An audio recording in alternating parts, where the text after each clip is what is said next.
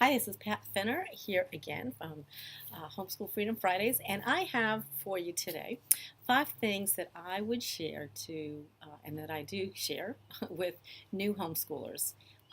If I had to do it over again, I would hoped that somebody would have come along beside me and shared these things. And I don't know if I mean, honestly, I don't know if I would have listened, but still, to have the opportunity to have wisdom poured into you from experience is something that is I've definitely learned as time has gone on very important. So, first one I would suggest, especially when you have small kids, is to focus on character. Number one, focus on character. You can teach anything, but if your child can learn anything, and almost at any age, especially as they get older. But character is formed when kids are young, and it makes a difference in your homeschool moving forward.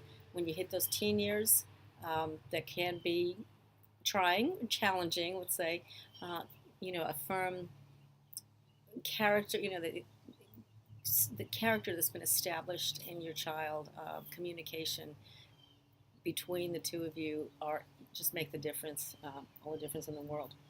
Secondly, I would tell them is don't sweat the small stuff. It's so easy to say, well, this is the curriculum I have. We have to stick to it. We have to get through and through the year or through the semester or whatever your period of time you're talking about, and you forget the big picture. Things like the getting through a lesson is important for your child. To be able to be diligent and learn. Following through on commitments and things like that. But don't sweat the small stuff. Pick your battles wisely. Be flexible. This is something that I wish I had been a little more of. We read about when you're starting homeschooling, oh, you can travel, you can do all these things, you can spend time with dad and all this stuff. But you do have to plan for that because it doesn't just happen. And the flip side is, too, that when as your kids get involved in things like scouts or any kind of sports teams and things like that, you'll find that there's less and less flexibility that you're able to do. So be flexible when you can be, and definitely be sensitive to your own situation and your family situation, what you need to do. Might seem a little bit counterintuitive to this, but really isn't, is to focus on routines rather than schedules. And by that, I mean, again, it's more of a big picture thing. We get up in the morning, brush our teeth, get dressed, have breakfast, and start school as a routine. Getting up at 6 a.m., to start quiet time at 6:30, have breakfast at 7, start our table work at 7:30. Those are schedules, and the problem with sticking to a schedule like that is life. Life happens, and sometimes your schedule's blown off. If you have a routine that you do one thing after the next thing after the next, you can always get right back into that. After lunch we'll work on math. After lunch we always do math, kind of thing. Like, is much easier than saying at 1 o'clock we do math.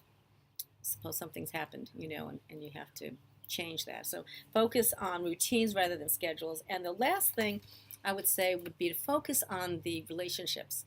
And that includes not only relationships within your family, but seek relationships outside of your family. As kids get older, you want good, positive mentoring influences on them, which hopefully you will have developed some of those relationships while they were younger. Volunteering is a great way to develop relationships cross-generationally. If you're not fortunate enough to live by family that, perhaps grandparents or things like that, different age groups, volunteer at a nursing home, or deliver Meals on Wheels or something like that. Look for opportunities to develop those relationships in different generations.